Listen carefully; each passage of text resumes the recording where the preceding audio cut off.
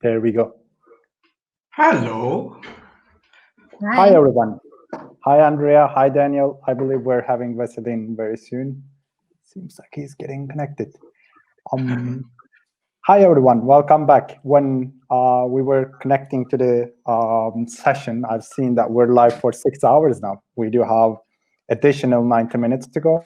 It's fantastic that, we're having this session today for full day event for celebration for the CX Day. Again, welcome to the CX Day celebrations hosted by Pisano Academy. So far, we had 3 amazing, informative, and insightful webinars. Thank you very much for all of your feedback and contributions for whole day. I've seen a lot of engagements on social media, on Twitter and LinkedIn. Again, thank you very much for all of your contributions, comments, and feedback. Here we are at the last mile, last webinar of the day. Today, we do have the three panelists that will enlighten us with their experiences and know-how. It's my absolute pleasure and honor to be on the same panel with them today. We have Andrea Coca, CX and Digital Practice Lead at Kantar TNS Romania. We have Veselin Petkov, still trying to connect to the meeting. He is the International CX Leader at Raiffeisen Bank International. We do have very well-known Daniel Ort, founder and director at OmniTouch Retail. I would be happy to jump right onto the panel and kindly ask our panelists to introduce themselves. So, Andrea, should we start with yourself? Sure. Hello, everyone. It's a pleasure to be part of the session and happy CX Day. I've been a market researcher for more than 10 years now and showing traits of customer obsession and customer empathy even before it started to be trending or trendy. I am currently the CX and Digital Practice Lead for Kantar TNS Romania, where we try to measure and merge brand experience, customer experience, and employee experience for companies at various levels of customer-centric maturity, and to contribute this way to growing customer centricity across industries. That's lovely. We were going to continue with Veselin, but I'll pass it to you, Daniel. No problem. Thank you for the introduction, Andrea. I'm Daniel, and I'm a 30-year veteran of the CX and contact center industry. My job is basically to help and inspire people that work in customer experience, customer service, or contact centers to do better at work. And when they do better at work, it's for themselves and it's for their colleagues, it's for their company, and obviously it's for customers too. I founded my company 20 years ago. We have 2 main divisions. We have an education division where we run a number of workshops around the customer ecosystem. And we also have a research division where we do a lot of qualitative research, a lot of mystery shopper focus groups, ethnographic research, and also quantitative research for clients over 20 years.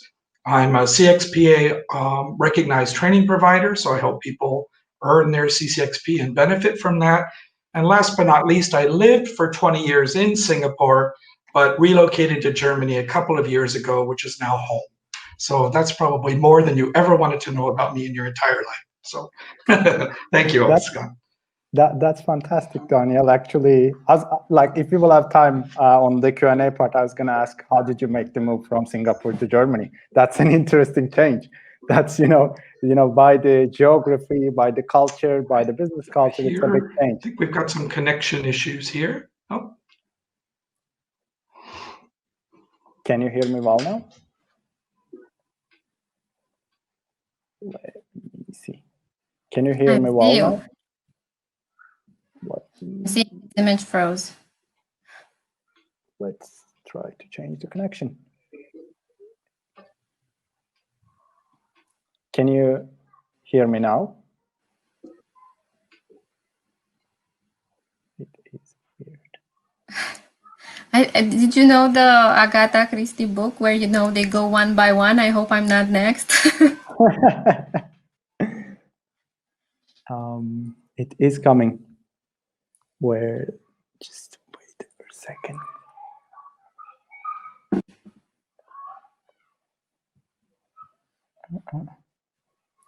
We haven't prepared any jokes for this situation, right? It's very interesting.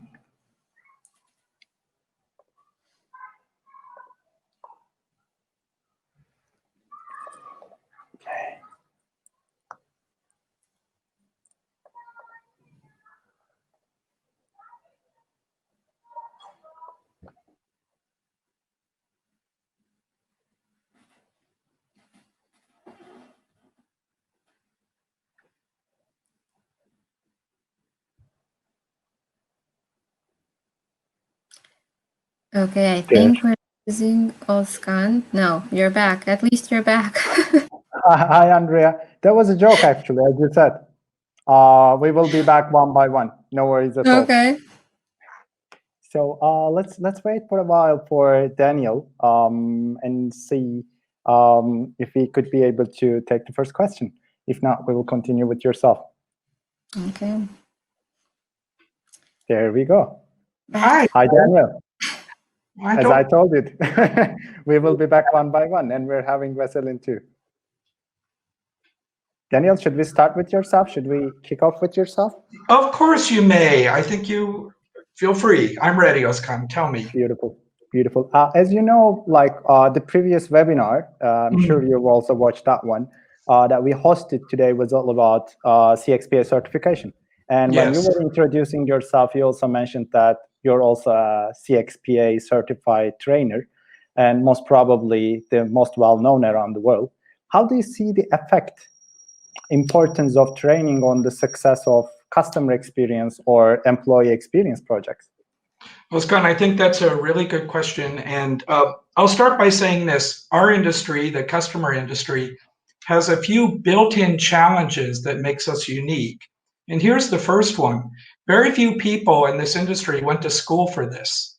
You didn't really go to school and get a degree in customer experience or degree in customer service or degree in contact center. So most people end up in the industry by accident. I'll say that happened to me as well. My original career is finance. I was a CFO of a direct marketing company. The VP of operations of the contact center resigned. 2 hours later, they offered me her job. So I literally moved from finance to contact center operations in a single afternoon. Now, I knew all the numbers, but I didn't know how to run a contact center. And I think that's a common challenge a lot of us have in this industry is we don't know what we don't know. We end up in the job and we hope we're making good decisions, and we check around and say, well, look, I'm pretty smart. I want to do a good job, but I'm still not sure I'm making the right decision. So the kinds of people we meet in our workshops, and I'm sure other trainers would say the same thing, they kind of looked in the mirror and said, this isn't okay. I can't succeed in serving customers. I can't succeed in serving my employees, and I can't succeed in making our organization better if there aren't certain things that I really need to know. And frankly, all the passion in the world can't make up for a lack of know-how. I hear so many people say, I have passion, I have passion, I have passion, but passion without know-how. If you're passionate about being a dentist, but you don't actually have the background or the training to be a dentist, believe me, I'm not going to let you anywhere near my mouth with a drill or a pick or anything like that. And I think sometimes we have to be honest with ourselves in the customer experience world and so on, and say, gosh, I really don't know what I don't know. That's the first challenge I see, which I think drives the need for training and education. The second challenge is this. A lot of people that I meet, again, in workshops or sessions like this, they work for only 1 or 2 or 3 employers in their entire career. So they're very strongly influenced by the way their company works. So our company does this, this must be the right way. But unfortunately, that can be quite limiting because the company just down the road from you or across the street from you or in the techno park down the road could be actually doing things differently and a lot better. So sometimes we get a little bit isolated in our organization and think that the way we're doing it here must be the right way. So one of the things I always recommend people do is try and break out of your organizational shell. So that can be as simple as attending like the Pisano Academy session today. It could be reading a book. It could be watching a YouTube video. It could be taking a course. I think what you want to do is make sure you're keeping your pulse on the industry and frankly, challenge your assumptions. I think that's one of the healthiest things we all can do is just challenge, why do I believe this? Is this true? Has this question already been solved and I can go out there and find the answer that someone else has already sorted out? And there's a third challenge, I think, in our industry. I call it personal development time. So sometimes in workshops, especially with managers, I'll say, okay, you work a 40, 50, some of you a 60-hour week. How many hours a week are you spending on what I call personal development? Personal development, again, reading a book, reading a LinkedIn article, writing a LinkedIn article, attending a session like this. I bet you can guess the answer. what do 8 out of 10 managers, I don't care what country I'm in, what do they say about their personal development per week? How many hours? If you said 0, you are right. 8 out of 10 managers tell me they spend 0 hours per week on average improving their own personal know-how. They'll simply say, I don't have any time. Now, I will say for the 2 out of 10 that say, Dan, I spend 1 to 2 hours a week, I keep my eye on those folks because those are the folks that are going to go far. They're the ones who are sorting out what is NPS, what is experience design, and all this particular stuff. So, Ozkan, I guess the long-winded answer to your question is it's important to understand that particularly in CX, customer service, and contact centers, we ended up in this industry by accident. So to some degree, we have to really professionalize ourselves on a regular ongoing basis so that we can be of real value to the stakeholders around us. I really like that question, by the way. Thank you. Thank you very much, Daniel. And I really appreciate the word saying, like, you know, if the dentist doesn't know what to do, I'm not gonna put myself in the hands of that dentist. So when we're, when we're talking about SREX programs and success of them, we also had a webinar today at the MENA session where we discussed about how to establish meta-scale or large-scale customer experience discipline at MENA. But we do have another representative of such a meta-scale or large-scale customer experience program from Raiffeisen Bank International, Veselin, where Veselin is running actually a CX program at 13 countries in the CEE region, which is, I believe, the definition of meta-scale. And Veselin, when you joined the company, RBI has a vision, like the vision of being the most recommended financial institution for a bank or for a financial institution. How hard is that? Like, how hard is that to carry that responsibility on your shoulders? How does that feel? How do you sleep at night? For a financial institution, making that or like being the most recommended financial institution, that should be, I'm just leaving that word to you. Yeah. Hi, Ozkan. Hi, everyone else listening. I really wanted to apologize first for dialing Kately. It's amazing that the whole bank managed to migrate from going fully to the office to having 50,000 people working from home without any IT glitches. And now the time that I'm participating in a webinar, I had troubles with my internet. But anyway, it's a pleasure to be here. To your question, I think, first of all, I don't believe that Raiffeisen is unique in that sense. As I was joining the bank, I did a little bit of research and I found out that an amazing amount of corporates from different industries, financial or non-financial, industrial, FMCG, they all have something inspirational or aspirational in their mission or vision statements that has to do with the customer and customer centricity. They don't always phrase it the same, but it's always there. We deliver customer-centric innovation. We live for our customers, etc. So in that regard, we're no different than a lot of other players out there. I think once you understand why a given institution actually has this aspiration of becoming the most recommended bank, it becomes much more digestible. It brings it down to earth. For us, it's very clear why we want to do it. We are operating in an industry that's changing quite rapidly. We're extremely heavily regulated. A lot of our customer interactions are actually driven by the regulators, and we don't really have control over it. The industry is becoming very competitive. We all hear about the Revoluts, the N26 of the world, all those digital banks that just enter with an account and a fancy mobile app, and nowadays we have to compete with them. The customers are becoming much more demanding, simply because they have the experience from the best global companies. They know how Apple works, they know how Netflix works, and this sets the standards for customer interactions and for customer experience. And this is actually why we have this aspiration of being the most recommended bank. We want to deliver truly customer-centric products and services to our customers, also because we know that it's good for us. It brings additional gross income, It increases our product usage, product penetration. And once you explain it to yourself why the whole institution has this vision, then it becomes much easier to cope with the stress of having to actually deliver on this. So it's not costing me any sleep, if I may say so. And my last point on this is, I believe that every CX practitioner actually has this bar to pass. Every CX practitioner have to make sure that their respective organization is the most recommended, the best in terms of customer experience. So in that regard, I'm no different than all the other CX practitioners out there. Thank you very much, Veselin. It made us very happy that you're sleeping at night. So when we heard your voice yesterday, I was a little bit scared that you get sick because of all the stress and all the things that you're trying to run, but like happy to hear that one. Modern medicine goes a long way in preventing or at least alleviating some of the effects of the common cold. Let's hope for a sooner treatment. So Andrea, like we discussed two different perspectives of CX programs, training and business side on from Daniel and Veselin.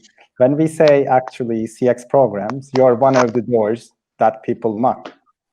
Hi, Andrea, we need to do something. We need to improve our CX. We need to design our journeys. We need to get more out of the data that we have. So how do you see the role, position of yourself or research companies inside the whole CX measurements or management projects? So I like to believe that our doors are wide open and you don't really have to knock, you just walk right in, because with a lot of our partners, we've known ourselves for a long time. You do see a lot of partnerships having formed between research agencies and customer experience management platform providers. And this was the next step that we took. At the very beginning, there was some anxiety about researchers' role being usurped by the newly developed platforms and technology and self-serving surveys. But it has proven to really be an opportunity. Our favorite aspect of the job as researchers has always been to uncover the customer needs, the motivations that really explain the statistics, to find the insights and connections, and to, the story and the data. So the CX management platforms made data collection as well as data dissemination within a company easier and really free us to focus on uncovering the right direction for action planning together with our clients.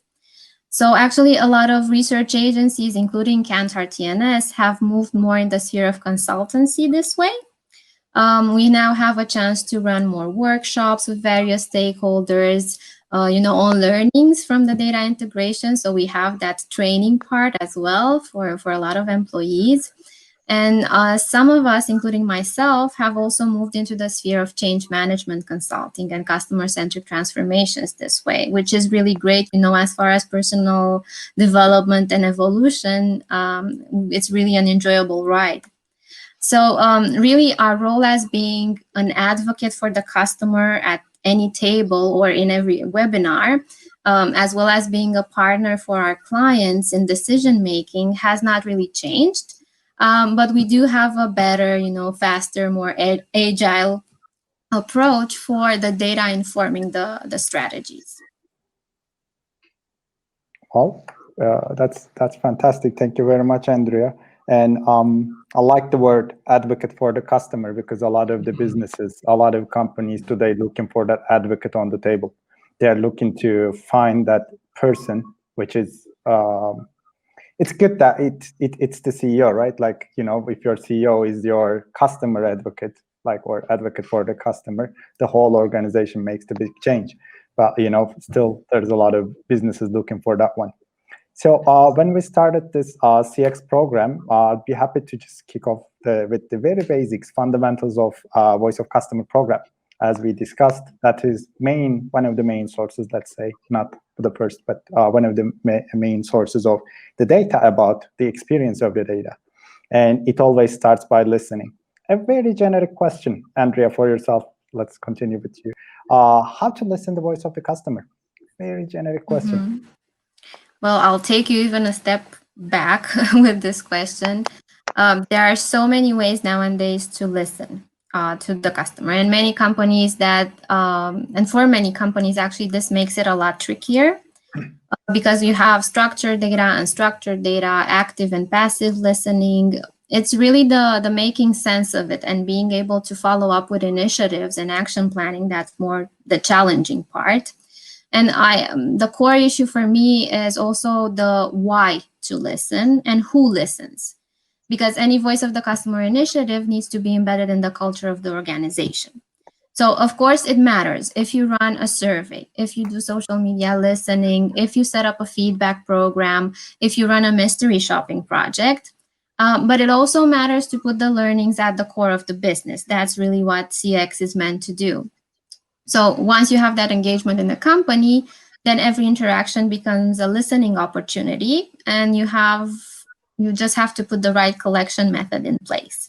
With this being said, I started out as a moderator, so I still love tete-a-tete and one-on-one discussion with a customer. But I also enjoy, the powerhouse that is represented by the modern platforms. So I'm very versatile in this regard, and I can pretty much recommend anything as long as I know your core strategy and your industry. That's fantastic. You put me on the spot. Being like, I was like, this is almost like my first time moderating a panel. I'm used to be one of the panelists, so I will be a little bit more scared to be like, I need to be careful. We do have another moderator in the panel.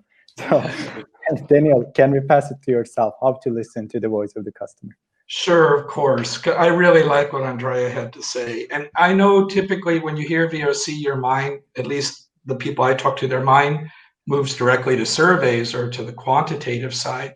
So just to be a little bit different, I'd like to talk about a couple examples of listening that aren't specifically survey related, and along with a couple of real life stories. The first is internal quality assurance. Some people call it service quality. Now, my DNA is contact center. That's where I started in 1990 and came up through contact center. And I always tell this story. We were selling gardening products, and these products were quite expensive, and they were being shipped in from the UK. I was running contact centers in the US at that time. And we were selling a sandbox. It cost about 1,000 USD. And the customer would place the order for the sandbox, and then we would transmit the order to the UK, who would then ship it to the customer. Well, one day the QA person came into my office and said, Dan, I just heard the strangest call. The customer called and said, there's no bottom on the sandbox. And I said, well, what do you mean there's no bottom on the sandbox? She said, I know, I thought the same thing. I said, don't worry, let me contact marketing. Now, this all happens in the era before email and internet. People can't believe that there were times when email didn't exist. So we contacted the marketing person. She said, we'll contact the UK. She came back the next day and said, okay, Dan, I have a bit of a story for you. In the UK, they don't put a bottom on the sandbox. There's just a frame. They set the frame directly on the dirt, and then you dump the sand directly on top of the dirt. Now, this had a cool wind down top as well. So if it rained, you could wind the top up and down. But Americans tend to be super hygienic or hygienic. I don't know if that's a good thing or a bad thing. So to them, the idea of not having a bottom was a bit shocking. So I called the QA person in and I said, I think we've got a nightmare. And she said, Dan, I do too. I've just heard 10 more calls. So because she had come in and because she had told me, we were able to go through our order entry system, and we were able to find all the people that had ordered the sandbox already, but who hadn't received it yet. And we literally called them all up and said, hello, sir, you ordered the sandbox. It's wonderful, but we just want to let you know there's no bottom in the sandbox. Would you still like to have it along with a $100 discount and all of our thanks? Do you know we still managed to sell 80% of the remaining sandbox to those hygienic Americans, which I guess I've won, so I'll put myself in the group. But I always, whenever I teach quality assurance, I tell people, do you know your quality assurance person should be your lighthouse? They're standing way up top there.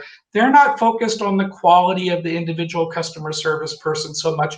They're looking for trends. They're looking for outliers. And sometimes just having that one person walk in and say, Dan, I heard a funny call. Dan, I read a funny email. So I would never underestimate the power of really well-trained, well-structured, and I would say big picture thinking QA people. Now I'd like to switch to mystery shopper, and Andrea, we will definitely talk about this one day, Vesselin too, offline. But Yeah. I mean, I just love mystery shopper, and because you can find out things you wouldn't find out otherwise. I'm going to give you two quick examples here. Example one, we did a mystery shopper for an Indian airline. So we're in India, and here's what the mystery shoppers fed back to us. This wasn't actually planned in the scenario. The mystery shopper said, you know, Dan and team, when I went to the counter wearing traditional, he was in Rajasthan, so he was wearing typical Rajasthani Northern Indian garb. He said, I got X level of service from the people. When I went back a week later to another counter to carry on with the mystery shopper, I was wearing a Western style suit. The service I got wearing a Western style suit dramatically better than when I wore traditional Indian garb. So of course, when we presented the results to the client, we're like, do you realize that there's some inherent bias here based on what the customer is wearing? And people working in financial institutions, Vesselin maybe can back me up here. What I learned with financial institutions is the guy who walks into the bank in sweatpants and a t-shirt that's a billionaire. It's not the one wearing the suits, you know? So that was one example. And there's something else about mystery shopper, and this is again a true story. One of the scenarios was to call in to a mobile company. I think this was in Malaysia. And every time we pressed 1 on the IVR, then 3, then 6 to get the answer, the IVR hung up on us. It literally just disconnected. So we're in the boardroom again and presenting the results. And then when we got to that scenario, the CEO was there and we said, well, sir, unfortunately, whenever we try and get information about the prepaid program, the IVR hangs up on us. And he said, no, that's not possible. So he looked around at the table at all the big chiefs. And they also said, that's not possible. They've done this wrong. Now, they had one of those fancy speakerphones on the table, you know, the ones that look like spaceships.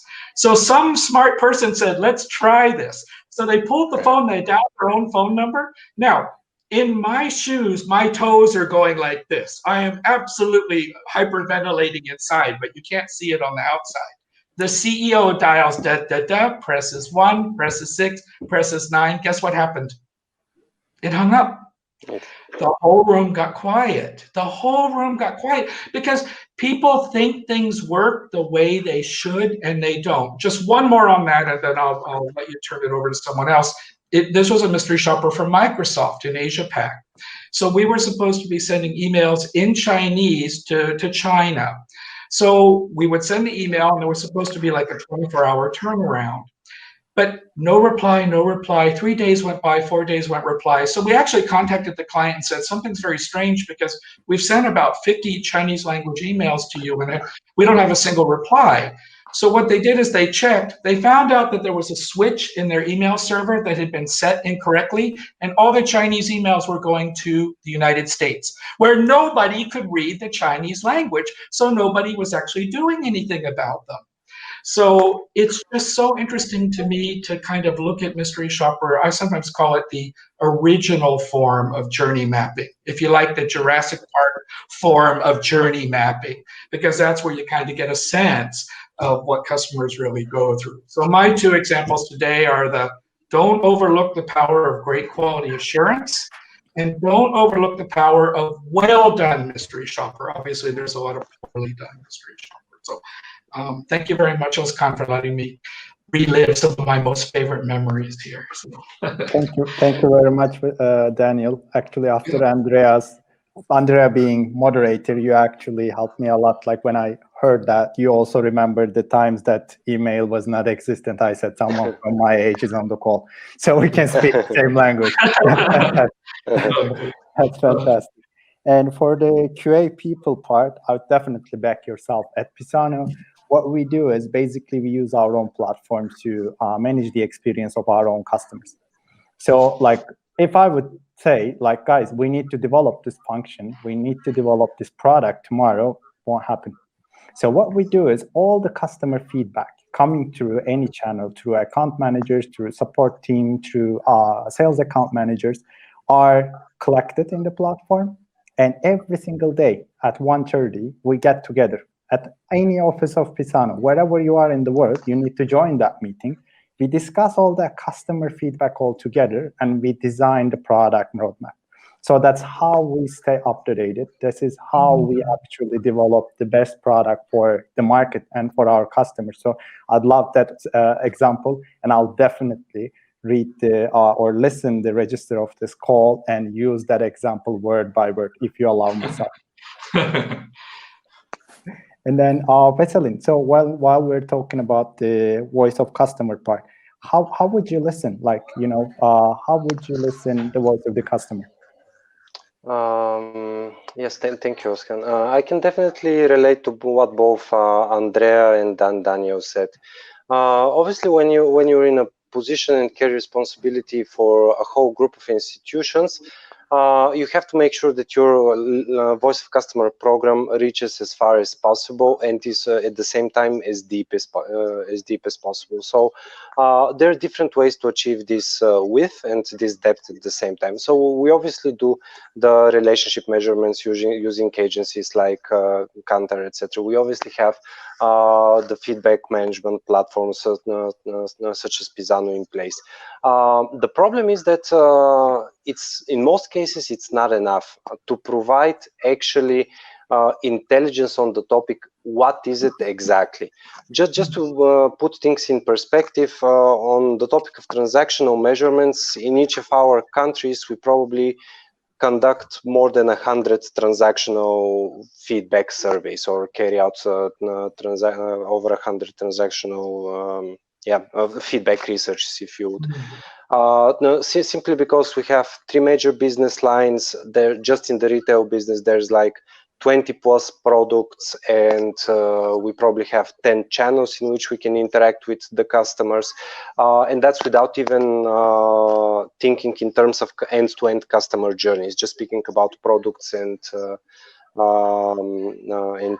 channels. At the same time, so we do all these things, but every now and then we reach a bottleneck when we try to actually figure out how to improve things, and that's when the softer methods of research come into place and listening to customers, and that's when the mystery shopping can come in handy. Literally, we had just a week ago. We saw that customers are very dissatisfied in some of our network banks with how we are handling the credit moratorium. You know, nowadays in Europe, because of COVID, a lot of governments introduce credit moratorium, so you don't need to repay your loans. And then we saw in some of our banks a decent amount of dissatisfaction. We were wondering what's the point, and that why exactly, what are we doing wrong if we're following one-to-one the national bank mandated way of approaching this topic. And then mystery shopping helped us uncover that, I don't know, our competitors next door have digitized the whole process, so their customers don't even need to go to the bank in the first place to kick off this project, while in our case, customers had to go multiple times to the branch to achieve the same goal. So all research methods have their place in an international corporation. The valuable thing, I think the most important thing, is actually how you convert the data into insights, and then how do you put these insights into the hands of people who can actually change things in a systematic approach. And that's where most of my efforts have been focused on. So collecting all the data, the right type of data, merging all possible research methods, from the relationship research to the feedback management platforms to the software ways of researching, and then actually pushing people to do something based on the data, which is where the holy grail lies, in my belief. That's fantastic. Thank you very much, Veselin. Definitely, when we listen to understand. We understand it, like we listen to make a change. So that's fantastic. And one last point I wanted to mention. Even if we're collecting feedback on 100 plus, let's call them touch point or interaction points, still we can get more feedback from unsolicited sources, such as app reviews, social media, in terms of absolute volumes. And that's something that Andrea mentioned in the very beginning. So unsolicited feedback, text data, text analytics also has its role to play, because it's an untapped treasure chest. Thank you very much. Thank you again, Veselin. While talking about this program, you're also new to your position. as we discussed, you are also in the process of implementing that large-scale program. So this is just like out of a curiosity too. So how did RBI network banks in those 13 countries welcome you? So do you believe that they are aware of what you're trying to achieve? So how was the reaction? It's actually a good question. By the time I joined the bank, there were already well-established customer experience departments in each of our banks in the 13 countries that you mentioned. So they were all kind of doing their own thing. And in the beginning, it was like, what does this guy want to do? Why is he there? Why is he asking all these questions? But after several ice-breaking sessions, I think they become much more receptive because they understood that they could actually benefit from a centralized role existing. And that brings me to actually what we are doing, how we are collaborating with all the other all the CX departments in our network banks, as we call them. It's about standardizing certain basic things, like how do we listen to the customer, what kind of feedback we are collecting, and there the colleagues were even open for some centralized guidance because they wanted to align themselves closer to what the biggest and let's say the most established banks within our group were doing. The second thing was, what can we learn from each other? So without having a centralized function, obviously knowledge transfer is much more difficult. And I think they welcome the existence again of a centralized role simply because I became like a transmission box, getting the best practices from the most mature of our banks and transferring them to the less mature, the ones that didn't have as much experience or were just trying to discover certain approaches. After we figure out my role and my relationships to all the network banks, I think it's been a pretty seamless experience, if I can use the cliche, and pretty smooth sailing ever since. And the most important, one last thing, why there is no significant friction within me and my colleagues in the banks, it's because I'm always there to escalate something via the headquarters. So if there's challenges, if there's resource constraints, they know that they can always reach out to someone who will find the right channel to make sure, look, customer experience is priority. You can't cut there. So basically, so you're an employee advocate in this case. Absolutely. You are the man inside. But not a speaker for all the CX teams. That's fantastic, Veselin. That's a great title to have. And Daniel, when talking about this large organizations, onboarding them, having these programs running in many countries, I believe in 20 plus years, I can't imagine like how many miles you made all around the world, training thousands of people. So doing a business in education, I believe making that path definitely requires a passion. So when and how did you realize that passion? Well, it's such a personal question, and I'm so glad that you asked, I guess. This is our heart-opening time. I think I've always been a teacher at heart, so that helps. But there's a story as to how I became a professional facilitator, so to speak. It was 1999, that long ago. I was in Singapore. I worked for a consulting firm. And what I did was I traveled around and helped different clients set up their contact centers or optimize their contact centers. So I came home to Singapore one day and went into the office, and my boss came up to me and he saw something in me that I hadn't. And I think at this point in time, I was like 35 or 36 years old already, well along in my career. I enjoyed the consulting work and so forth. And he said, guess what? You're going to be a trainer. We're going to monetize your know-how. And honestly, within a week of him saying that, he had already signed the first deal with the bank. And within 2 weeks, I was standing in front of a bunch of bankers and delivering a training program on customer service. And I mean, it was really transformational for me. And one of you will have to check who said this. But there's a quote out there that says, the two most important days in your life are the day you're born and the day you discover what your purpose is. And honestly, that day in 1999, standing in front of those 16 bankers who truly had their trust in me was so meaningful. So long story short, I said, I want to do this. And I saw that, this was, 2000 people were just, we didn't call it CX in those days. We called it CRM. It was all CRM. Yeah. Okay. Yeah. Peppers and Rogers and Ogilvy and all this kind of stuff was all the literature we were reading. And so in 2001, I said, I'm going to set up my own company. But the thing I think I did smart when I look back almost 20 years later now is we set up the education division to do the kind of workshopping that I know my other panelists like, and the research division.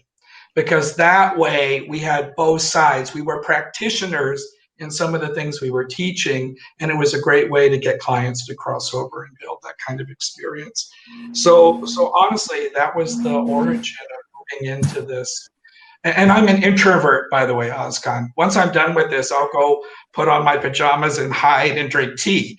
But when you start asking all these questions and putting all these cool people on the panel, then of course it brings out all this kind of stuff. And there is something I'd like to say to Veselin, if that's okay, based on what he was talking about earlier. Please. And Andrea, please jump in too, because I'm taking notes when I listen to you guys because there's so much. Here's something I find when I work with people that are, let's say, new to CX, or they've been doing CX, but maybe they decide to attend a workshop and they want to know what's involved in a CX workshop. I think what a lot of people don't realize is CX is a very interesting collection of disciplines, and those disciplines require expert know-how. It's not like managing a team of contact center agents. It's not like managing a team of managers. It's about specialized know-how. So I'm listening to Veselin and Andrea. You guys have such specialized know-how in data analytics and survey design and survey execution. And then I would dump into the pod experience design, financial know-how. And again, when someone says, Dan, I want to be a CX professional, it's like, be careful here, because you're never going to, I've never met anyone that's an expert in all the disciplines. But I do find that they do what Veselin was talking about. They set up like these centers of excellence. So Veselin, you're like the center of excellence for this stuff. No, you have to be. You have to be. Otherwise, there will be too many moving parts and no coordination between them. And and I'm not doing any consulting here, but you know how I tick the box and say you're successful? How? People are coming to you. People are coming to you. This is the sign of a healthy CX center of excellence. Instead of people running like rats when you come into the room, sorry, that's probably a bad example. They're actually coming to you and saying, Veselin, we need your help. Veselin, we need your guidance. Veselin, can you connect? So I think you just gave such a great example of the level of specialized expertise that's needed, but also the encouragement and inspiring other people throughout the organization. So I really like that example there. No, I fully agree with what you said. I think that one of the major transitions we have to do in our organization is to make sure that it's not the CX department that's chasing, let's say, the product teams or the channel teams, that it's the other way around. And then, as you said, I can retire, That's great. No, really, I really enjoyed your story very much, because it's so great to always hear the kinds of things you read about or talk about actually happening in real life with real people. So. Thank you very much, Daniel and Veselin. When I listened the answer from Daniel, there were two words, passion. And when Daniel was mentioning about Veselin and Andrea, he was also talking about data science and analytics. So, Andrea, when talking about passion, since the beginning of your career, when I checked your LinkedIn account, you were always in the space of data. Like, first word, go to the profile of Andrea on LinkedIn, first word, it's right, it's written data. And today, like, we see a lot of research companies specifically focusing on customer and employee experience. Consult is also making such investments into the CX space. Why do you think that change is happening? Or like, where do you think that this research company is heading towards with the data that they process? Mm-hmm. I'm really of the opinion that the whole concept of experience is actually just the natural progression of everything we have been doing so far in marketing and market research. You know, it includes the CRM and the cross-disciplinary approach that Daniel mentioned, but with a greater focus and more facets that can be unveiled from the customers as individuals. So we're still again advocating, you know, to put the individual back in the center of the business. A lot of the investments we are seeing are in the area of technology, and I will mention just two important directions here. The first relates to the amount of unstructured data we have, and the latest figures are showing that about 80% of all data right now, or soon to be in 2025, is unstructured. So an important investment, as Veselin was mentioning, is in the area of analytics. And for voice of the customer and the voice of the employee, text analytics becomes extremely relevant to have and to use. Actually, Romanian has proved a pretty tricky language to crack for automated and machine learning text analytics. So it's still an unmet demand for whoever has, you know, an innovative approach out there. The second area of investment is actually the partnership with the CX management platforms that I mentioned. And this allows you to really streamline the process, starting with the data collection and continuing with the inner and outer closing the loop. And I use continuing on purpose, because if you do it right, when you do it right, CX is actually never ending. Yeah, you can't end the CX initiative. You just improve and continue improving, and it's a cycle. So really the change for research companies as well as all other companies was to recognize that the largest return of investment lies in customer experience. Again, not something necessarily new, but something that brings together and shows you how to integrate everything. And obviously technology is a big part of that, because it allows us, it frees us actually to be more creative, more innovative. And this is where the growth lies. So you first have to manage it, you know, to stay afloat and to be relevant. And then you free yourself for the growth part. That's the way I would see it. That's fantastic. So when we talked about Romanian language and it's being very difficult for text analytics, and positioning CX as an always improving cycle is like setting the right targets for businesses. And I also like the word, like the biggest ROI lies in CX, you know, in most of the conversations.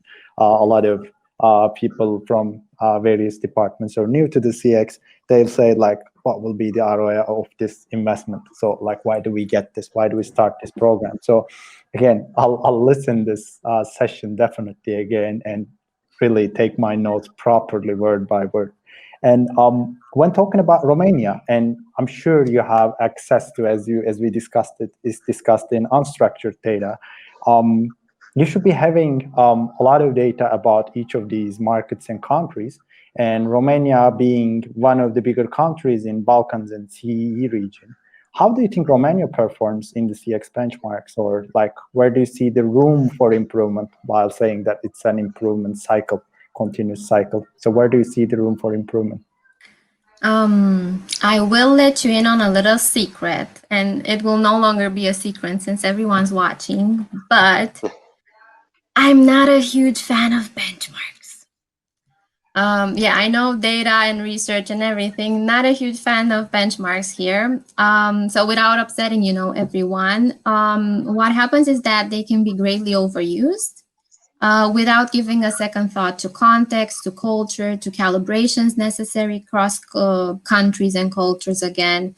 So I usually recommend, and I'm definitely not the only one recommending this, but we usually go for self-comparisons. When you start comparing yourself to yourself and you start consistently and continuously monitoring your performance, it becomes very obvious where you need to improve on it. So I won't really compare Romania to other countries in the region, But if I am to think about the past 5 years or so, we did notice, let's say, 2 or even 3 steps increase in the level of maturity of CX. There is definitely more understanding of the relevance of it, of the return of investment. It brings the full fleet, of elements that make up both customer experience and employee experience. There is definitely, and this I love seeing, more buy-in and internal ambassadors and teams forming around CX initiatives, not only in Raiffeisen, but in other corporations as well. And there is measurement. Well, there has always been measurement, at least under the form of NPS. What I would like to see, and where there's definitely room for improvement in the next 3 to 5 years, are actually more complex and continuous ways of measurement. So more transactional programs in place, experience indexes being used instead of single metrics to cover all the facets of the experience. And unfortunately, this is, my big frustration. Everyone is using just the NPS to for everything, really literally for everything. And I'm also a strong believer that we should be in an employee era, let's say, allow for more dissemination of data and insight across all levels of the company, having insights available and of interest to all employees, and definitely ensure more autonomy for front, back offices, call center staff, to ensure that long-term engagement with CX. That's fantastic. So before we really move to Daniel yourself, I just want to make reminder or update for our audience. So if you have any questions, because in around 20 minutes we will be going for a Q&A session, you can drop your questions at the link at the bottom of the screen, which is bit.ly/CXDay2020. Just mind the capital word letters. So it is case sensitive. So please share your questions with us so that we can use them in the Q&A part. Thank you, Andrea, again. Daniel, I believe, how do you say, I'm not sure if people in the audience or yourself watching a lot of soccer or, let's say, American football. So, Andrea gave you a big pass. You need to score. When it comes to the improvement, that's true, actually. Yeah. Improvement in the CX, people engagement and quality of that engagement plays an important role. As Andrea said, you need to compare yourself to yourself. Again, I love that word too, Andrea. Thank you very much. And when we deep dive into the people engagements, businesses making big investment into this training and development of their staff in order to win the CX race. So, however, there are a lot of companies that are having some financial difficulties at the moment, but especially those companies need to stick to their customers. They need to improve the experience that they are providing to their customers. So what would you recommend to do them to implement now, not even tomorrow, before anything else? Sure. I think it's a great question, and I have to thank Andrea for passing over. Andrea, before I answer, let me first say I'm totally on board with you on not liking the term benchmark. The way I usually hear it is, what is the industry standard? And the moment I hear that question, a little part of me wilts. I won't say it dies, but it wilts and it needs to be refertilized. Because as you said, it doesn't involve any real level of thinking. It's like, just tell me the standard and we follow the standard, versus looking at the culture and the context. And again, not to go off track here, but this look locally, because when you're doing things like survey programs across regions and countries, or survey like you are, Veselin, or or mystery shopper programs across regions and countries, you do find differences. So for example, if we were doing a survey program that covered, let's say, Singapore and Indonesia, and I have to be cautious here, but Indonesians tend to be easier scorers. Singaporeans tend not to be very easy scorers. So trying to compare and contrast two different countries with completely different cultures without actually saying, what can we do in Singapore to improve against ourselves, and what can we do in Indonesia to improve? So I think your point is really a valid one. Yeah, and I think too many big bosses sometimes get very hung up on but the score in Egypt is this. Why is the score in Panama that? And then it just becomes, everyone's tearing their hair out and going gray. So now, Oskan, I had to take that detour because Andrea got me all wound up there on this industry standard best, benchmark stuff. The first thing I'm going to say about, I'm going to just call it staff development. The first thing I'm going to say about staff development is it's not true that every company is cutting it. And here's a real example. In March, I did go to Berlin to the Contact Center World Show, which is one of the biggest in all of Europe. And it was my first time there. And was I taking a bit of a risk? Probably. Looking back, I probably shouldn't have gone, but I went. And it was really a great show, even though it was only about 40 or 30% full.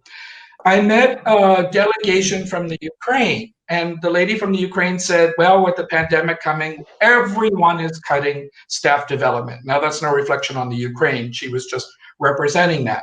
Literally 45 minutes later, I met a friend who had come in from the UK. He said, Dan, a number of our clients are actually upping their staff development investment during these times. So the first thing I want to put out there is we can't just make broad-based assumptions that because times are tough, everyone's cutting. I do think there's a big difference between cutting staff and cutting staff development. I think we have to put that into two different buckets. We had a lot of clients in the travel and hospitality industry. Obviously, they have reduced. I mean, people we were training last year no longer work at that employer because that's just the reality. But can we talk about the people that weren't cut, the people that are still at that organization? These people, they need more than ever this kind of staff development stuff going on because they're going through stress, they're going through heartache, they're watching their colleagues lose their jobs, they're watching their industries shrink. So yes, I know there's a lot of staff cuts going on, and I don't really want to comment on that because I think different organizations make their decisions on that. But what I'm seeing is for the people that haven't been cut, there's some more focus on developing them. And let me say this. To me, the heart and soul, especially of your customer service team, is always going to be your team leader or your team manager. So what I would do today, before I went to sleep, is I would ask myself, of the 20 team leaders I have in my company, of the 15 team leaders I have in my company, how would I describe their people skills? How would I describe the quality of the way they interact with their staff? How would I describe their ability to motivate the people around them? Because these people are the heart and soul of your business. I think Gallup did some research that said 70% of employee engagement is impacted directly by the line manager. And I think if you just literally stop for 30 seconds and look at your bosses that you've had in the past, there are certain bosses that just brought the best out of you and certain bosses that your hair was falling out when you went to work every day. 70% of your sense of giving more of yourself to customers, more of yourself to employees, and more of yourself to the organization is driven by your team leader, your team manager. So because I know that number is big, here's what I always say. I call it the multiplier effect. That one person is impacting 5 other people, 8 other people, 18 other people. Make sure they've got the tools and the freedom and put the wind in their sails to say, go for it, because I know you have the ability to bring the best out in about 18 other people. And here's another practical thing. I hope this one's practical that would help. Look at the job of these people and ask yourself, how much management and administrative work have I dumped on them?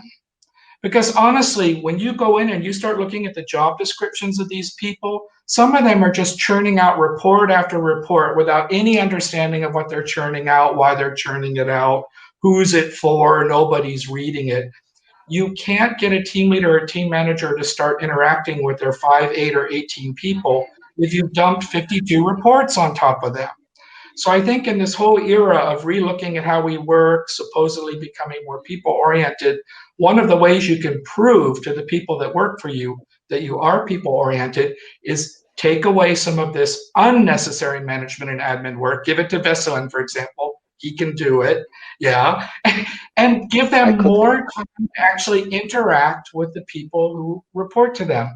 And one last thing, and it sounds like a joke, but actually you should cry instead of laugh, is sometimes when I meet, especially frontliners or people who are working in larger departments, I'll say, when was the last time your boss talked to you? And they said, I'm actually not sure who my boss is. We've been through 3 restructurings. Do you know who my boss is?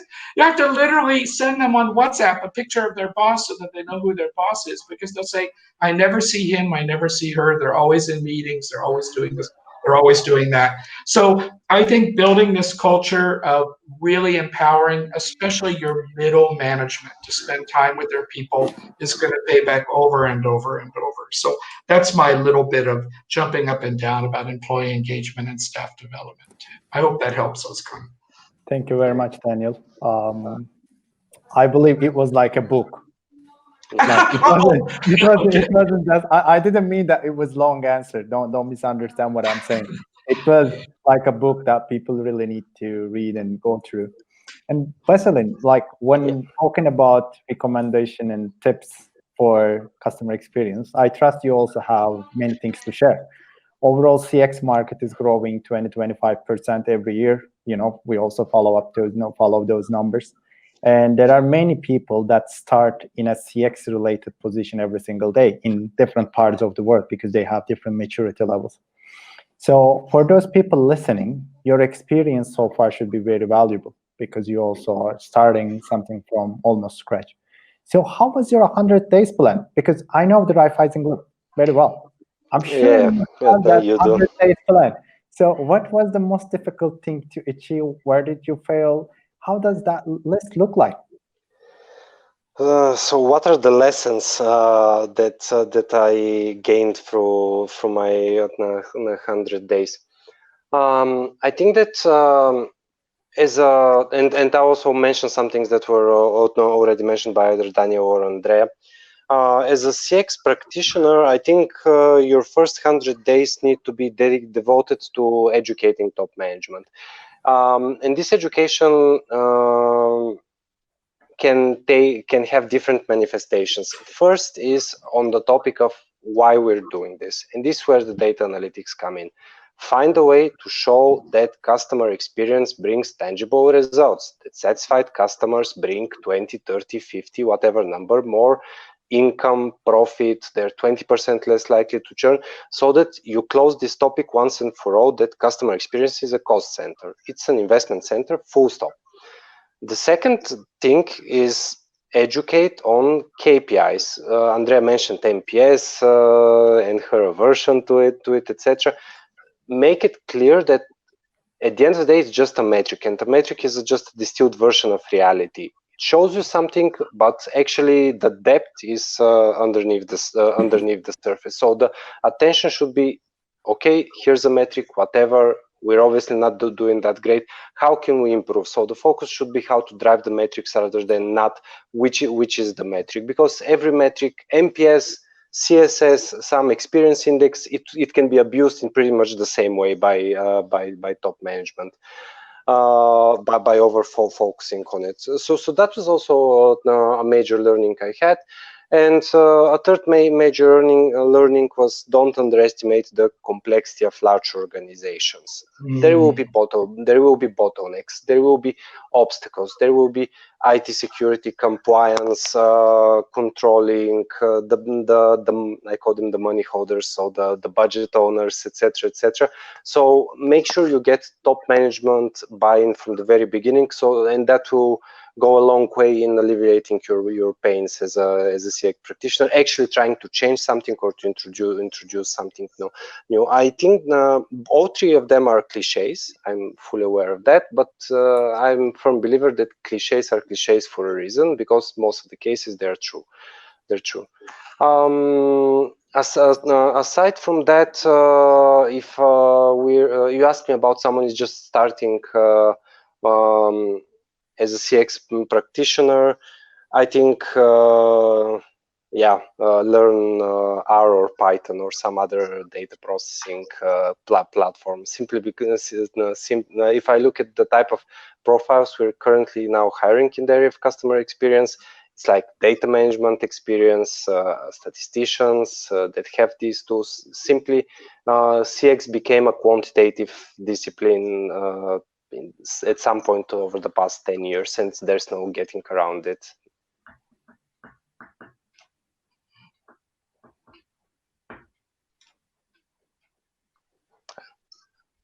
I'm sorry, I was mute. Yeah. I just realized it. So thank you very much for it, Veselin. And if I were to be one of the new CX practitioners tomorrow, I'll definitely take them as a note and make use of them. Super helpful. Thank you very much.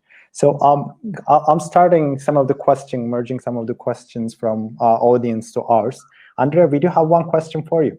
So when actually people found a data person, I believe they wanted to get more detailed or like get into more details of the CX programs. And the question is, what is the most important aspect of a CX program? Closed loop, inner loop, outer loop, continuous measurement, converting insights into action. So I believe we responded that in a way, especially yourself when you were talking about it's not about listening, understanding, and taking the action.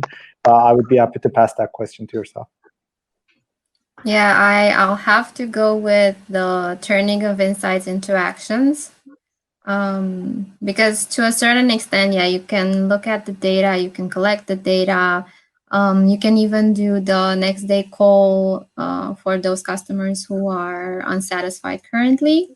But to be able to sustain, both the behavior on behalf of the employees, to be able to do the necessarily improvements, even correct some of the processes and fluxes that you have behind, that really takes, as I mentioned before, the culture of the company and a really good team of ambassadors to drive that change.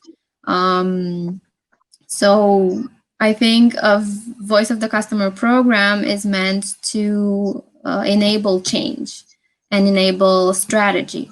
And the Americans have a great way of saying, culture, it's strategy for breakfast. So unless you have that culture behind, you're not going to get the action done. So that's where I would focus on, and that's where I've tried to focus, in the recent years on getting the insights into action and the culture transformation it takes. Thank you very much, Andrea. And I was also doing the opening speech today for a full day event.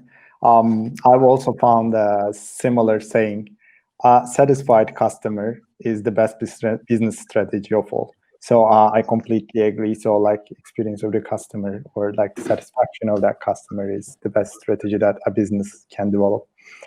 We do have another question for you, Veselin and Daniel. People loved you, like people saw you as the employee advocate today. It is a customer experience event, but people are like messaging on the questions saying that we do have an employee advocate here. So this question is coming to first Veselin. Shoot. I'm all ears. So people are saying we talked about a lot of customer experience and customer experience programs, but how does that tie? How does that affect the experience of the employee too? Yeah. My feeling is the following. Very often, employee experience is an uncomfortable topic for top management. Simply because there are the topics of remuneration. There are the topics of hierarchy. You cannot sustainably solve employee experience unless you go through a proper company restructuring and reorganization. If your employees are currently not satisfied, if they're satisfied, fine. If you have an issue, usually solving this issue on a systematic level requires a lot of time and effort, probably, and money from top management to resolve it. And that's why a lot of in many organizations, this is like the topic you don't talk about, like the elephant in the room. I truly do believe that you cannot solve customer experience without solving employee experience, especially in industries where double-digit % of your interactions are still human-based. No matter how much you digitize. Eventually, people will need customer support. So here, if you actually want to solve employee experience and CX at the same time, what you need to do is change the way the organization operates. You either go agile, you do those self-organizing teams. There are a lot of best practices, case studies out there that can give guidance how it should be organized. But then once you've changed the way your organization functions, then you need to educate also the employees on why customer experience is so important. Something that Daniel spoke about, something that Andrea spoke about. So based on my observation, I'm not so pessimistic. I'm not too optimistic on companies in general, across industries and geographies, really trying to solve employee experience, simply because it's arguably even more complicated to solve than customer experience. If you get down on employee experience, I think changing customer experience or improving CX will be much better, much easier. Apologies. No problem at all. So, Daniel, do you have a few words to add there? I'm here, Özkan. Yeah, do you have a few words to add there? Yeah, oh, forgive me, yes, I do. And I really appreciate what Veselin said. I think the first thing is employee engagement has always been important. Can we just put CX aside for the second? Because employee engagement, as we all know, has to do with people giving more discretionary effort. They care about where they work. They care about what they do. That's how you sum it up. I like my job. I like my company. That's how I sum it up. That's always been good for business. So I think when people pursue employee engagement, and I agree with Veselin, it's a squishy topic in part because an employee's relationship with an organization is obviously completely different than a customer's relationship with an organization. And I think, unfortunately, too many people have dumped it into the same pot and tried to compare employees and customers without at root saying, but employees really don't have a choice. All they can do is leave. But customers always have a choice. They can just go down and buy another insurance policy from someone else. So I think that's the first fallacy I sometimes see. Just because you can say customer journey and then switch it to employee journey doesn't make it the same thing. It doesn't make it. It's an interesting construct, but it doesn't make it the same thing. Now, the second thing is this. I think for those organizations that have moved into CX, and I heard Andrea say reaching certain levels of maturity, CX tends to inspire employee engagement. Because when you work in a place that's doing good things for people, that's bound to feel good. So CX, in a way, now don't get me wrong, I better say this carefully before all the nasty social media stuff comes. Employee engagement has always been important. But when you look at CX and EX, maybe CX should come first to some degree or in tangent, because that's what gets people motivated to say, did you see the way they changed serving customers? Did you see the way they changed our KPIs?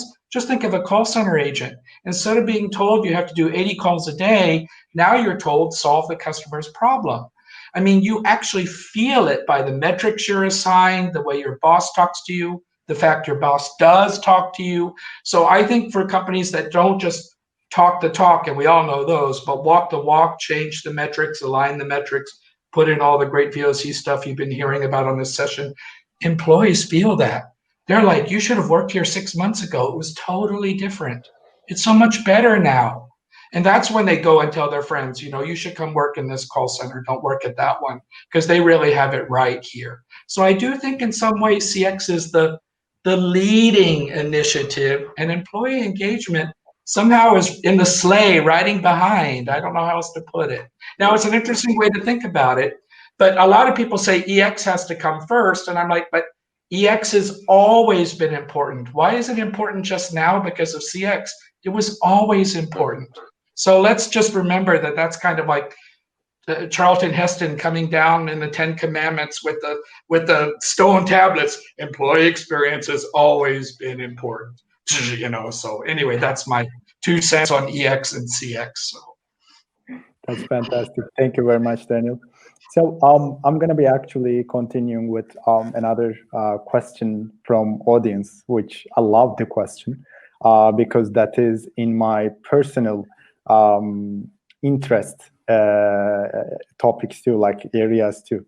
So if you would see the images on the background, those are actually a hand design of an architect. So it was an old friend, and when I had this wall empty, I wanted to put some of her designs to the wall. I love architecture. And the question asks, like, CX Day is 6th of October, and the Architecture Day, and Andrea, this question is coming for you, is 5th of October. Do you think it is just a coincidence, or is there more to dig about this coincidence? Many concepts that are integral part of CX have their roots in architecture. Because it's a discipline to build up spaces that people use, it may be interesting and mind-opening to visit and learn from architecture as well. What do speakers think about this relationship? And, you know, Andrea, I'm passing that question to your talk. So what about architecture and customer experience? Wow, it's a very eye-opening question. I didn't know that Architecture Day is on the same day. Wow. I also haven't thought about this before, but I can definitely see, you know, it's a lucky coincidence, actually. I think in both cases, it's about really, as you know, as the person who asked it mentioned, it's about understanding. So in architecture, you understand how people use spaces before you design them. And with us, you know, marketers, market researchers, CX practitioners, it's about understanding how people use brands, and then you design the experience. So in both cases, I guess we're talking about the needs that the space, the brand, the product, the service should serve, and designing around that. And probably they both relate, you know, to the new trend of human experiences and designing with human values in mind. I can also think of a second approach, and the way they would be linked when considering perspectives. In architecture, I guess you work with existing perspective, and you work with your design should, you know, present the best perspective of a place, and that perspective should inspire the inhabitants probably. In customer experience, you always work with perspectives.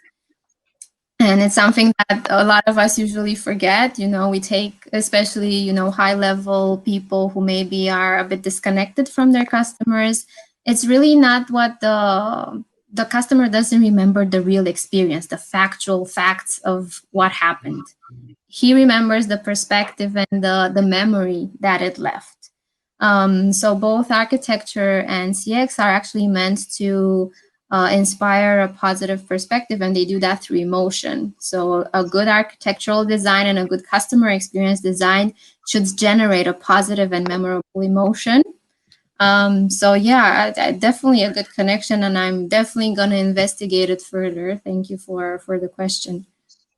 Thank you very much, Andrea. Veselin, can we push yourself a little bit? Like, can we put you a little bit stressed? As a banker, what do you think about the relationship between architecture and CX? No, I loved Andrea's answers about the relationship being in perspectives and also living memorable experience.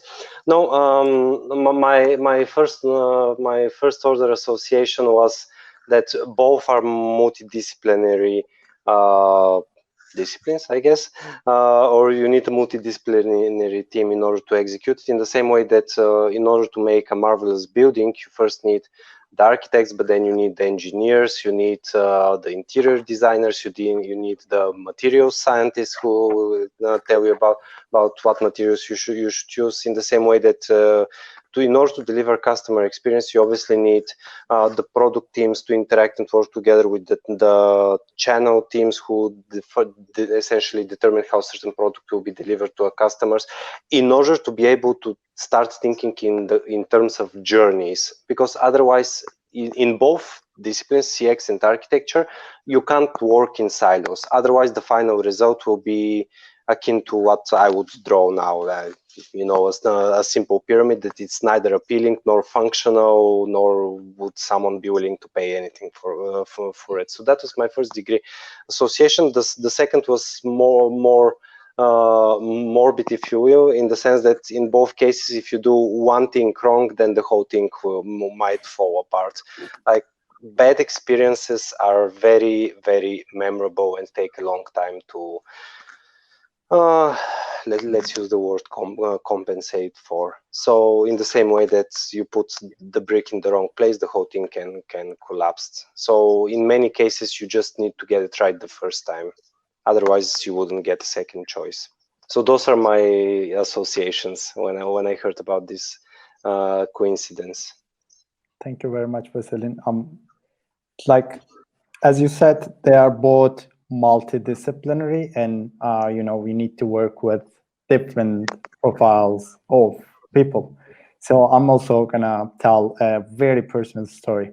So a few years back, I had architect girlfriend, and she wasn't Turkish.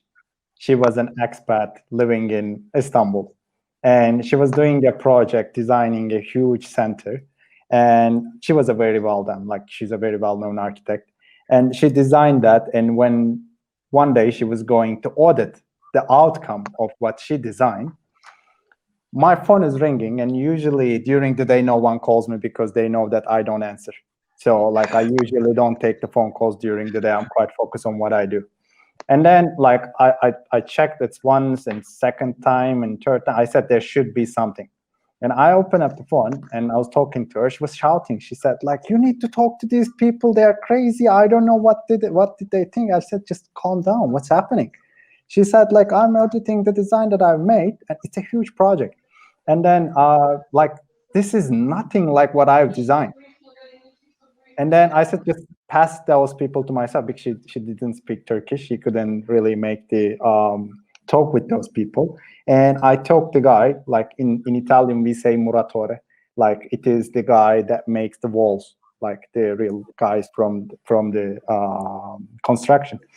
And I talked to the guy. The guy said, like, there is a woman here. I don't understand what she says. We did everything that we understood, but she's not happy. What's the problem? And I said, look, the problem is nothing works. Like, she designed something else and you put something completely different. And then, I made the like the position of translator. I translated everything that she said, and she didn't approve the project, which is not good. Like, if you know the culture in Istanbul and Turkey, you know how people are cost sensitive, and if you don't approve that project, most probably you're in trouble. And I said, I told everything that you told me. Please go home and don't talk to those people. And then then the company that like she was a partner of, they relocated her to another project. that is what you get like at the end of the day. No. I think there is another metaphor hidden here, that the role of the CX expert or the CX person is actually to serve as an interpreter between the customers and then the different departments within the organization.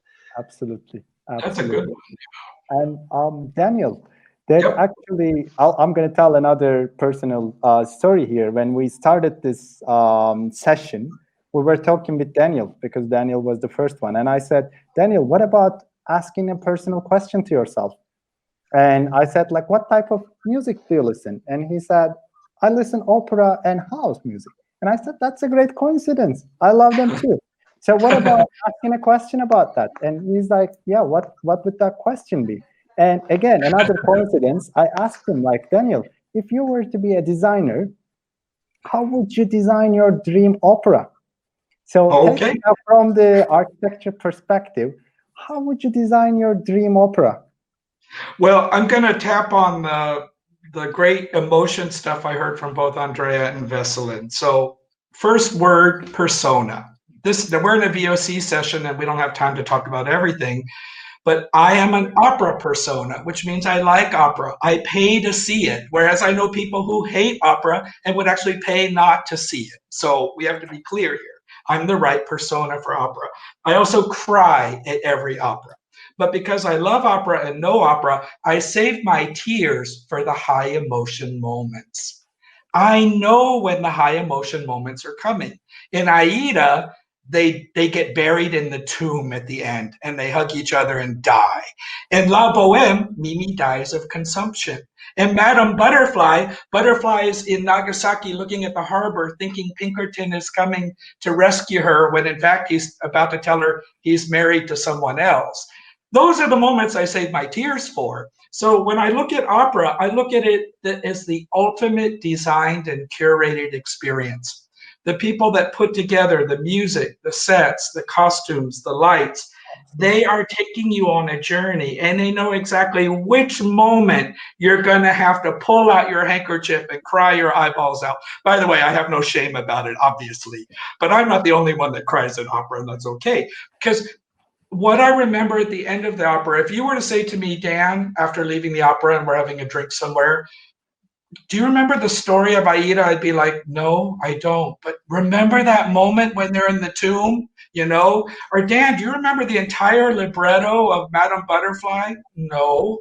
But do you remember that moment where she kills herself? I mean, as I heard them say, and I think you led us so beautifully into this, Özkan, maybe you have a new career as a moderator now, but it's about that emotional high that you get that's been designed for you by other people. And it's kind of like you're on the roller coaster and you get to take a really fun ride. So any opera where I get to cry a lot and can't remember the entire libretto at the end is already a really good opera as far as I'm concerned. I don't go to the ones that make you laugh, because what's the point?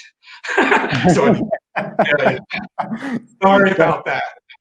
Yeah. I expect a lot of social media blowback on that. Never mind. Yeah. It's all right. No one Okay. will do it, Daniel. We've actually coming to the close of the session.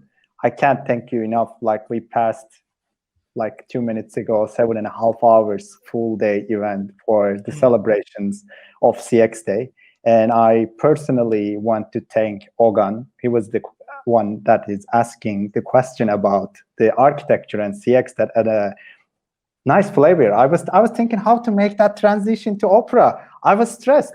How I'm going to ask that question after all this data stuff? Like, you know, I was a little bit stressed, so, and I was waiting for that moment. So that was good. So thank you very much again, Ogan.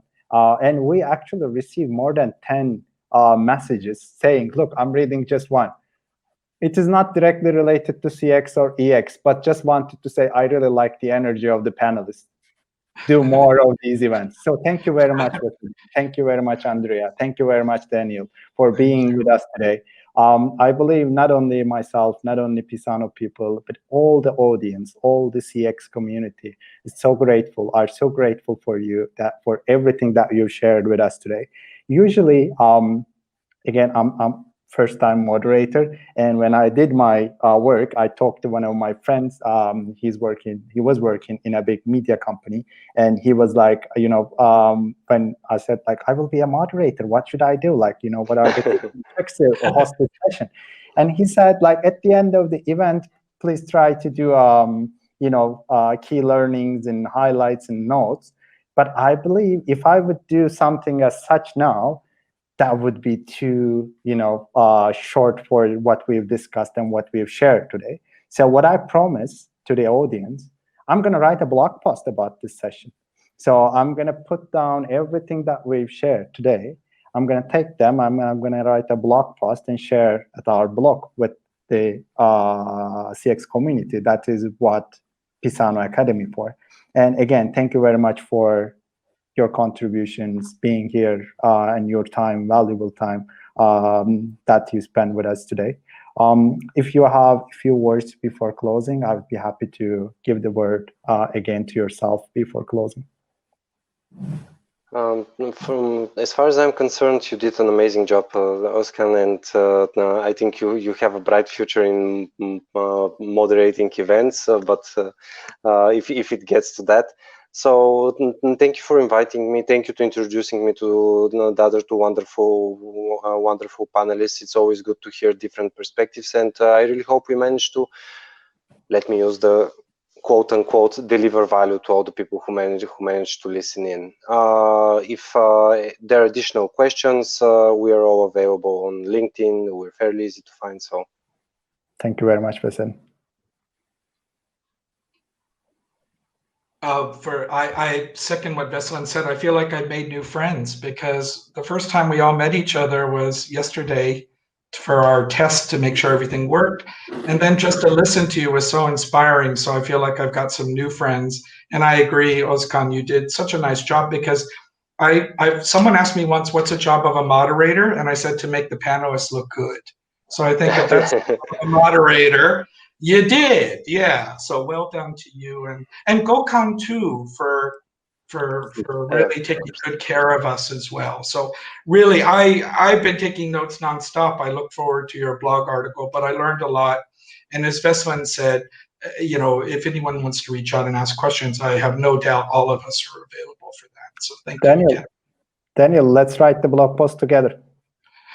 No problem. I like writing. No problem. Let's do it together. I'll share my notes with yourselves, and then let's build that up together. Did you guys? Did you see the way he delegated there? That was very smooth the way you did that. I can show you're a CEO now. Yeah. Yeah, you know that's my that large 24 job. I said yes, but I also felt it. All right, you can carry on. Thank you very much, Daniel. Yeah. Yeah, from my side, congratulations on the 7.5 hours and running, going live. It was great to be part of the session. I'm more of a ballet fan, so I think we managed to tiptoe our way around every good topic of discussion around CX. And as far as, you know, the opera metaphor is concerned, I think we had some great voices here today. And I'm pretty sure it will reverberate in the audience we have. So thank you for the invitation and the event. It was great, a great celebration. Thank you very much. Thank you very much.